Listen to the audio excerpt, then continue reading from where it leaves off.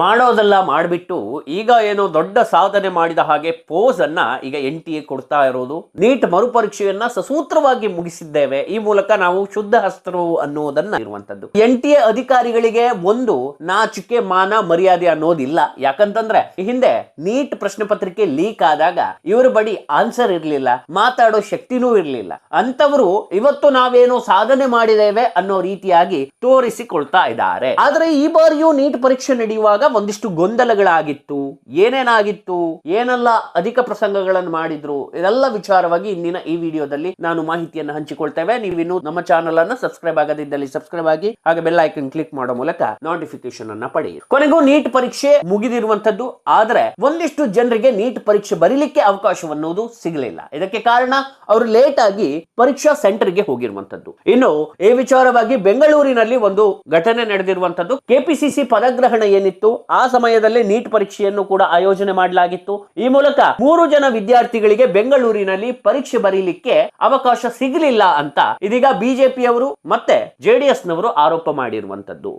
ತೇಜಸ್ವಿ ಸೂರ್ಯ ಅವರು ನಿನ್ನೆ ಬಂದ್ಬಿಟ್ಟು ಕೆಪಿಸಿಸಿ ಪದಗ್ರಹಣ ವಿಚಾರಕ್ಕಾಗಿ 3 ವಿದ್ಯಾರ್ಥಿಗಳಿಗೆ ಪರೀಕ್ಷೆ ಬರೆಯೋದಕ್ಕೆ ಆಗಲಿಲ್ಲ, ಇದಕ್ಕೆ ನೇರ ಕಾರಣ ಕಾಂಗ್ರೆಸ್ ಅಂತ ಹೇಳಿದೆ. ನೋಡಿ, ಈ ಬಿಜೆಪಿ ಅದರಲ್ಲೂ ಈ ತೇಜಸ್ವಿ ಸೂರ್ಯ ಅವರಿಗೆ ಯಂಗ್ ಲೀಡರ್ ಅಲ್ಲ, ಇವರು ಯೂತ್ ಲೀಡರ್ ಕೂಡ. ಕ್ವಶನ್ ಪೇಪರ್ ಲೀಕ್ ಆದಾಗ ನಿಮ್ಮ ಬಾಯಿ ಸತ್ತೋಗಿತ್ತಾ? ಕ್ವಶನ್ ಪೇಪರ್ ಲೀಕ್ ಆದಾಗ ಹೇಳಲಿಕ್ಕೆ ಏನ್ ದಾಡಿ ಆಗಿತ್ತು, ಏನ್ ಸಮಸ್ಯೆ ಆಗಿತ್ತು?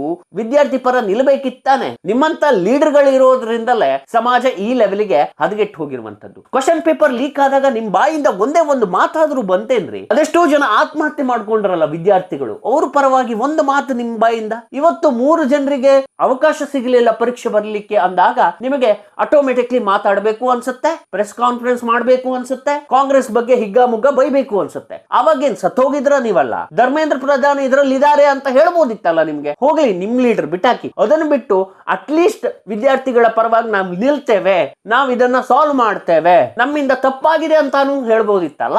ಅದನ್ನು ಕೂಡ ನಿಮ್ಮ ಹತ್ರ ಹೇಳಲಿಕ್ಕೆ ಆಗ್ಲಿಲ್ವಾ ಹಾಗಾದ್ರೆ ತೇಜಸ್ವಿ ಸೂರ್ಯ ಅವರೇ? ನೋಡಿ, ಈ NTA ಹೇಗೆ ಅಂತಂದ್ರೆ ವಿಷ ಕೊಡೋದು ಇದೆ, ಕ್ಯೂರ್ ಮಾಡೋದು ಇದೆ. ಒಂಥರ ವಿಷ ಕೊಟ್ಬಿಟ್ಟು ನಾ ಕ್ಯೂರ್ ಮಾಡ್ದೆ ಅಂತ ಹೇಳ್ದಂಗಿದೆ NTA ಸಮರ್ಥನೆ ಈಗ ಬರ್ತಿರುವಂತದ್ದು. ಮಾಡೋದೆಲ್ಲ ಮಾಡ್ಬಿಟ್ಟು ಪ್ರಶ್ನೆ ಪತ್ರಿಕೆ ಲೀಕ್ ಮಾಡಿ ಅದೆಷ್ಟೋ ವಿದ್ಯಾರ್ಥಿಗಳು ಆತ್ಮಹತ್ಯೆ ಮಾಡಿಕೊಂಡು ಅವರ ಪೋಷಕರು ದಂಗಾಗಿ ಈಗ ಅವರ ಪೋಷಕರ ಮನಸ್ಥಿತಿ ಅನ್ನೋದು ಹದಗೆಟ್ಟು ಇಷ್ಟೆಲ್ಲ ಆದ್ಮೇಲೆ ಮರುಪರೀಕ್ಷೆಯನ್ನ ಮಾಡಿ ಇನ್ನಷ್ಟು ಖಿನ್ನತೆಗೆ ಒಳಗಾಗಿ ಅದೆಷ್ಟೋ ಜನ ಪರೀಕ್ಷೆಯನ್ನ ಬರ್ದಿರ್ಲಿಕ್ಕಿಲ್ಲ ಬಿಡಿ. ಯಾಕಂತಂದ್ರೆ ಸಾಕಾಗಿ ಬಿಟ್ಟಿದೆ ಅವರಿಗೆ ನೀಟ್ ಪರೀಕ್ಷೆ ಅನ್ನೋದು. ಈ ಲೆವೆಲ್ ಸ್ಕ್ಯಾಮ್ ಅನ್ನೋದು ನಮ್ಮ ದೇಶದಲ್ಲೇ ಹಿನ್ನಡಿಲ್ಲ ಅಂತಾನೆ ಹೇಳ್ಬಹುದು. ಯಾಕೆ ಕೇಳಿದ್ರೆ ಒಂದು ಪರೀಕ್ಷೆಯನ್ನ ನಡೆಸುವಷ್ಟು ಯೋಗ್ಯತೆ ಇಲ್ಲದ ಸರ್ಕಾರವನ್ನ ನಾವು ಅಧಿಕಾರಕ್ಕೆ ತಂದು ಅನ್ನುವಂತ ಪ್ರಶ್ನೆ ಈಗ ಜನರಲ್ಲಿ ಮೂಡಿರುವಂತದ್ದು. ನೋಡಿ, ನೀವೊಂದು ಪರೀಕ್ಷೆಯನ್ನೇ ನೆಟ್ಟಗ್ ಮಾಡ್ಲಿಕ್ಕೆ ಆಗಲ್ಲ ಅಂದ್ಮೇಲೆ ಆಡಳಿತ ಇನ್ನೆಲ್ ಮಾಡ್ತೀರಿ? ಇವನಿಗೆ ಅವನು ಹೇಳೋದು, ಅವನಿಗೆ ಇವನು ಹೇಳೋದು, ಇಷ್ಟೇ ನಿಮ್ಮ ರಾಜಕೀಯ ಬೇಳೆ ಬೇಯಿಸ್ಕೊಳ್ಳಿಕ್ಕೆ ಒಂದು ಪಕ್ಷವನ್ನ ಹುಟ್ಟಾಕಿ ಅದರ ಮೂಲಕ ಜನರನ್ನ ಸಾಯಿಸ್ತಾ ಇದ್ದೀರಿ ನೀವು. ನೀವೆಲ್ಲ ಕೊಲೆಗಡಕರೆ ಬಿಟ್ರೆ ರಾಜಕಾರಣಿಗಳ ಅಲ್ವೇ ಅಲ್ಲ. ಕೆಪಿಸಿಸಿ ಪದಗ್ರಹಣ ಕಾರ್ಯಕ್ರಮದಿಂದ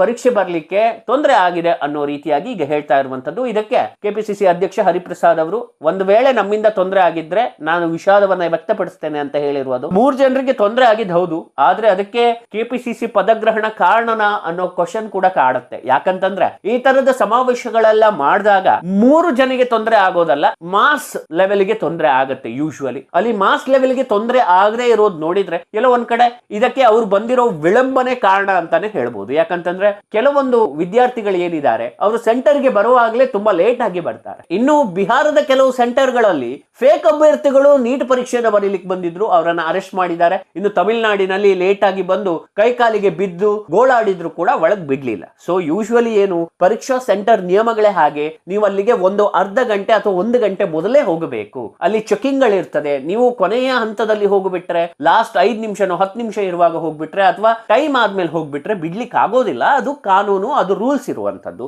ಅದನ್ನ ಯಾರಿಗೂ ವೈಲೇಟ್ ಮಾಡ್ಲಿಕ್ಕೆ ಆಗುದಿಲ್ಲ. ಸೊ ಹಾಗಾಗಿ ವಿದ್ಯಾರ್ಥಿಗಳು ಕೂಡ ಇದರಲ್ಲಿ ಒಂದಿಷ್ಟು ಗಮನವನ್ನ ಹರಿಸಬೇಕಾಗತ್ತೆ. ಇನ್ನು ಚೆಕಿಂಗ್ ವಿಷಯಕ್ಕೆ ಬಂದ್ರೆ, ಇವರು ಚೆಕಿಂಗ್ ಮಾಡೋ ರೀತಿ ಏನಿದೆ ನೋಡಿ, ಈ NTA ಇರ್ಬೋದು, ಬೇರೆ ಎಕ್ಸಾಮ್ಸ್ ಗಳಲ್ಲಿ ಆಗೋ ಚೆಕಿಂಗ್ ರೀತಿ ಏನಿದೆ ನೋಡಿ, ಆ ರೀತಿ ಸೆಕ್ಯೂರಿಟಿ ಚೆಕಿಂಗ್ ಎಲ್ಲ ಮಾಡ್ತಾ ಇರೋದು ನೋಡಿದ್ರೆ ಈ ತರ ಮಾಡಿದ್ರೆ ಪಾಕಿಸ್ತಾನ ಯುದ್ಧವನ್ನೇ ಗೆಲ್ಬಹುದೇನೋ ಆ ಲೆವೆಲ್ಗೆ ಚೆಕಿಂಗ್ ಗಳು. ನೀವು ಹೇಳ್ತೀರಿ ಏನು ಪಿನ್ ಟು ಪಿನ್ ಬಿಡದ ಹಾಗೆ ಚೆಕಿಂಗ್ ಮಾಡ್ತಾರೆ. ಓಲೆ ತೆಗಿಯೋದಂತೆ, ಕೊರಳಲ್ಲಿರೋ ಮಾಲೆ ತೆಗಿಯೋದಂತೆ, ಆಮೇಲೆ ಕಿಸೆಯನ್ನ ಕಟ್ ಮಾಡೋದಂತೆ.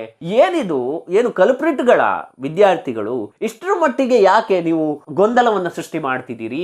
ಎಕ್ಸಾಮಿಗೆ ಬರುವ ವಿದ್ಯಾರ್ಥಿಗಳಲ್ಲಿ ಭಯವನ್ನ ಹುಟ್ಟಿಸ್ತಾ ಇದ್ದೀರಿ. ಚೆಕಿಂಗ್ ಮಾಡಬೇಕು, ಚೆಕಿಂಗ್ ಒಂದು ಲೆವೆಲ್ ಅಂತ ಇದೆ, ಎಕ್ಸ್ಟ್ರೀಮ್ ಲೆವೆಲ್ ಆಫ್ ಚೆಕಿಂಗ್. ನಿಮ್ಮ ಯೋಗ್ಯತೆಗೆ ಕ್ವಶನ್ ಪೇಪರ್ ಅನ್ನೇ ನೆಟ್ಟಗಿಟ್ಕೊಳ್ಳಿಕ್ ಬರ್ದಂತ NTA ನೀವು. ನಿಮ್ಮ ಚೆಕಿಂಗ್ ಗಳನ್ನು ನೋಡ್ತಾ ಇದ್ರೆ ಪಾಕಿಸ್ತಾನ ಯುದ್ಧವನ್ನು ಗೆಲ್ಬಹುದು, ಆ ಲೆವೆಲ್ ಚೆಕಿಂಗ್ ಮಾಡ್ತೀರಿ ನೀವು. ಆಶ್ಚರ್ಯ ಆಗತ್ತೆ ರೀ ನಿಮ್ಮ ಅವಸ್ಥೆ ನೋಡಿ. ನಮ್ಮ ದೇಶದಲ್ಲಿ ಇನ್ನು ಮುಂದೆ ನೀಟ್ ಪರೀಕ್ಷೆ ಬರುವವರಿಗೆ ನಾನೊಂದಿಷ್ಟು ಕಿವಿ ಮಾತನ್ನ ಹೇಳಲೇಬೇಕು. ಯಾಕೆ ಕೇಳಿದ್ರೆ ಇದು ನೋಡಿ ತುಂಬಾನೇ ಬೇಸರ ಆಗ್ಬಿಟ್ಟಿದೆ ನಮ್ಗೆ. ನೀಟ್ ಪರೀಕ್ಷೆ ಅನ್ನೋದು ಅದೆಷ್ಟೋ ಜನ ವಿದ್ಯಾರ್ಥಿಗಳ ಕನಸದು, ಪೋಷಕರ ಪರಿಶ್ರಮನೂ ಇದೆ ಅದರಲ್ಲಿ. ಸೊ ಹೀಗಿರುವಾಗ ದೇಶದ ವ್ಯವಸ್ಥೆ ಈ ಪರೀಕ್ಷೆಯನ್ನ ಹಾಳು ಮಾಡ್ತಿದೆ ಅನ್ನೋ ದುಃಖ ಎಲ್ಲರಲ್ಲೂ ಕಾಡ್ತಾ ಇರುವಂತದ್ದು. ನೋಡಿ, ಆ ಒಂದು ಪರೀಕ್ಷೆಗೋಸ್ಕರ ವಿದ್ಯಾರ್ಥಿಗಳು ಎಷ್ಟು ಕಷ್ಟಪಟ್ಟಿರ್ತಾರೆ, ಎಷ್ಟು ನೋವನ್ನ ಅನುಭವಿಸಿರ್ತಾರೆ, ಎಷ್ಟೋ ದಿನಗಳ ಪರಿಶ್ರಮ ಅದು. ಆ ಪರೀಕ್ಷೆಯನ್ನ ನೀರಲ್ಲಿ ಹೋಮ ಮಾಡಿದ ರೀತಿ ನೀವು ಮಾಡ್ತಾ ಇದ್ದೀರಿ. ಈಗ ಮೊನ್ನೆನೂ ಕೂಡ ಬಂದ್ಬಿಟ್ಟಿದೆ, ಪರೀಕ್ಷೆ ಪೇಪರ್ ಲೀಕ್ ಆಗಿದೆ ಅನ್ನೋ ರೀತಿಯಾಗಿ ಒಂದು ಮಾಹಿತಿ ಬಂದ್ಬಿಟ್ಟಿದೆ. ಅದಕ್ಕೆ NTA ಹೇಳಿದೆ, ಇಲ್ಲ ಲೀಕ್ ಆಗಿಲ್ಲ, ಈ ಬಾರಿ ನಾವು ಕರೆಕ್ಟ್ ಆಗಿ ಮಾಡಿದ್ದೇವೆ ಅನ್ಕೊಂಡು. ಸೊ ಗೊತ್ತಿಲ್ಲ, ಇನ್ನೊಂದು ವಾರದಲ್ಲಿ ಮತ್ತೆ ಲೀಕ್ ಆಯ್ತು ಅಂತ ಬಂದ್ರು ಬಂತೆ. ಅಂತಹ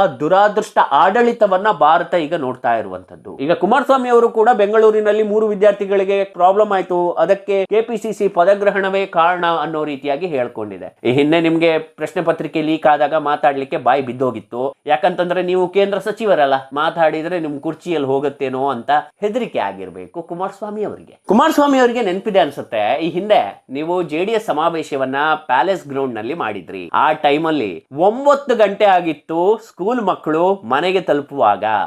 ನೀವು ಇದೆಲ್ಲವನ್ನ ಮಾಡ್ಬಿಟ್ಟು ಈಗ ಕಾಂಗ್ರೆಸ್ ಈ ತರ ಮಾಡ್ತಿದೆ ಅನ್ನೋ ರೀತಿಯಾಗಿ ಹೇಳ್ತೀರಿ. ಮೊದಲು ನಿಮ್ಮನ್ನ ನೀವು ಸರಿಪಡಿಸಿಕೊಳ್ಳಿ. ಇನ್ನೊಂದು ವಿಷಯ, ನೀವು ಬೆಂಗಳೂರನ್ನ ಡೆವಲಪ್ ಮಾಡ್ತೀನಿ ಅಂತೆಲ್ಲ ಹೇಳ್ತಿದ್ದೀರಲ್ಲ DK ಶಿವಕುಮಾರ್ ಅವರೇ, ಬೆಂಗಳೂರಿಗೆ ನೀವು ಮಾಡ್ಬೇಕಾದಿಷ್ಟೇ. ಇಲ್ಲಿ ಏನು ಸಮಾವೇಶ ನಡೆಯುತ್ತಲ್ಲ, ರಾಜಕೀಯ ಸಮಾವೇಶಗಳು, 10,000 20,000 ಜನವನ್ನ ನೀವು ಏನು ಹುಟ್ಟಾಕ್ತೀರಿ, ಅದನ್ನೆಲ್ಲ ಬೆಂಗಳೂರು ಹೊರವಲಯದಲ್ಲೇ ಇಟ್ಕೊಳ್ಳಿ. ಕನಕಪುರ, ಕೋಲಾರ, ಬಿಡದಿ ಆ ಸೈಡ್ ಅಲ್ಲಿ ಇಟ್ಕೊಳ್ಳಿ. ಅಟ್ಲೀಸ್ಟ್ ಬೆಂಗಳೂರಲ್ಲಿ ಟ್ರಾಫಿಕ್ ಕಮ್ಮಿ ಆಗತ್ತೆ. ನೀವು ಇದೊಂದು ನಮ್ಮ ಬೆಂಗಳೂರಿಗೆ ಮಾಡಿದಂತ ಬಹುದೊಡ್ಡ ಉಪಯೋಗ ಆಗತ್ತೆ. ಟ್ರಾಫಿಕ್ ಜಾಮ್ ಅನ್ನ ನೀವು ನಿಲ್ಲಿಸಿ. ಇನ್ನು ನೀಟ್ ಪರೀಕ್ಷೆ ಬರೆಯುವಂತ ಮಕ್ಕಳಿಗೆ ಹಾಗೆ ಪೋಷಕರಿಗೆ ಒಂದಿಷ್ಟು ಕಿವಿ ಮಾತನ್ನ ನಾನು ಹೇಳ್ತೇನೆ. ಅದೇನಂತಂದ್ರೆ, ಯಾವತ್ತು ನಾವು ಈ ನೀಟ್ ಅನ್ನ ನಂಬಿ ಬದುಕಲಿಕ್ಕೆ ಸಾಧ್ಯ ಇಲ್ಲ.